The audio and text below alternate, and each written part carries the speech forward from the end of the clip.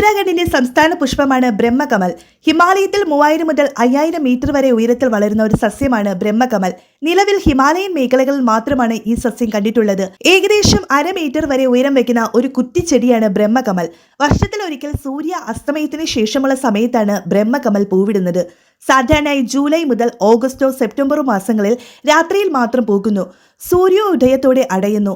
വെള്ള, ചുവപ്പ്, പിങ്ക് നിറങ്ങളിലും പൂക്കൾ ഉണ്ടാകാറുണ്ട്. ഒരു ചെടിയിൽ വർഷത്തിൽ ഒരു പൂവ് മാത്രമേ ഉണ്ടാകൂ. ഈ പൂവിന് കൈപ്പേറിയ രുചിയാണ്. പൂക്കളിൽ കേസരങ്ങളും അണ്ടാശയവും കാണുന്നു. തേനീച്ചയും ചെറിയ വണ്ടുകളുമാണ് പ്രധാന പരാഗണവാഹികൾ. ഒക്ടോബർ അവസാനം വരെ ഹിമാലയൻ താഴ്വരകളിലും പുൽമേടുകളിലും പാറ ഇടുക്കുകളിലും ഇത് ധാരാളമായി പൂത്തു നിൽക്കുന്നു. ശൈത്യകാലമാകുമ്പോൾ മണ്ണിനടിയിലുള്ള വേരൊഴികെ ഭൂമിക്ക് മുകളിലുള്ള എല്ലാ ഭാഗങ്ങളും കരിഞ്ഞു പോകുന്നു. അടുത്ത മഴക്കാലത്താണ് വീണ്ടും വേരിൽ നിന്ന് പുതിയ ചെടി വളർന്നു വരുന്നത്. ഹിമാലയത്തിന്റെ ഏറ്റവും ഉയർന്ന ഇടങ്ങളാണ് ബ്രഹ്മകമലിന്റെ വാസസ്ഥലം. ഹിമാലയ താഴ്വരകളിലെ valley of flower national park ബ്രഹ്മകമലിന് പ്രശസ്തമാണ്. ഇവ പൂക്കുന്ന സമയത്ത് ഇത് കാണുവാൻ വേണ്ടി മാത്രം തീർത്ഥാടകരും സഞ്ചാരികളും കൂട്ടമായി ഹിമാലയൻ താഴ്വരകളിലും വ്യാലി ഓഫ് ഫ്ലവേഴ്സ് നാഷണൽ പാർക്കിലും എത്തുന്നത് പതിവാണ്. ബദ്രിനാഥിലും കേദാർനാഥ് ക്ഷേത്രത്തിലും രുദ്രപ്രയാഗിലുമെല്ലാം പൂജയ്ക്കായി ബ്രഹ്മകമൽ ഉപയോഗിക്കുന്നു.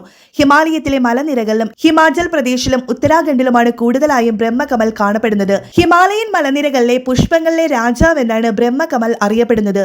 ബ്രഹ്മകമൽ ആത്മീയ പുഷ്പമായി കണക്കാക്കപ്പെടുന്നു.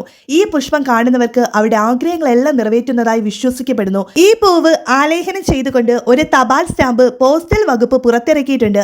പരമ്പരാഗതമായി ബ്രഹ്മകമൽ തളർച്ച, വാദം, മസ്തിഷ്ക ജ്വരം, കരൾ രോഗങ്ങൾ, ചുമ തുടങ്ങിയ അനേക ശാരീരിക പ്രശ്നങ്ങൾക്കുള്ള പ്രതിവിധിയായി ഉപയോഗിക്കാറുണ്ട്. ബ്രഹ്മകമൽ ബാക്ടീരിയകൾക്കെതിരെ പ്രതിരോധിക്കാനും ആന്റി ഓക്സിഡന്റ് ഗുണമുള്ളതായും പറയുന്നു.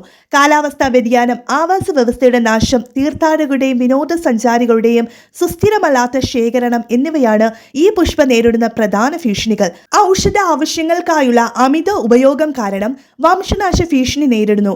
വംശനാശ ഭീഷണി ഉള്ളതുകൊണ്ട് തന്നെ ഈ സസ്യങ്ങളുടെ വലിയ രീതിയിലുള്ള പ്രജനനത്തിന് ടിഷ്യൂ കൾച്ചർ മാർഗങ്ങൾ അവലംബിച്ചുകൊണ്ടുള്ള പരിശ്രമങ്ങൾ നടക്കുന്നുണ്ട്.